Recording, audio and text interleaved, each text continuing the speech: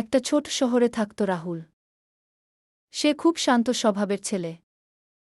কলেজে পড়ার সময় তার এক মেয়ের সাথে প্রেম হয়েছিল, তার নাম ছিল মেঘা।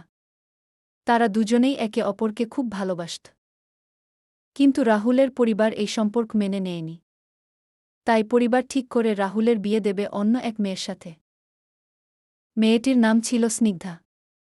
স্নিগ্ধা ছিল খুব ভালো মনের মেয়ে। বিয়ের পরেও রাহুল মাঝে মাঝে মেঘার কথা ভাবত। একদিন মেঘা হঠাৎ রাহুলের সাথে দেখা করতে এল। সে বলল, রাহুল, তুমি কি এখনও আমাকে ভালোবাসো? রাহুল কিছুক্ষণ চুপ করে রইল। তখন স্নিগ্ধা দূর থেকে সব কথা শুনে ফেলেছিল। কিন্তু সে রাগ করল না। স্নিগ্ধা এগিয়ে এসে শান্তভাবে বলল, ভালোবাসা কাউকে জোর করে পাওয়া যায় না। যদি রাহুল সত্যিই তোমাকে ভালোবাসে, আমি সরে দাঁড়াব গু। রাহুল অবাক হয়ে গেল। সে বুঝতে পারল স্নিগ্ধা তাকে সত্যিই মন থেকে ভালোবাসে। তখন রাহুল মেঘাকে বলল, মেঘা, তুমি আমার অতীত, কিন্তু স্নিগ্ধা আমার বর্তমান আর ভবিষ্যৎকে। মেঘা একটু হেসে বলল, তাহলে তুমি সত্যিকারের ভালোবাসা পেয়ে গেছ উ।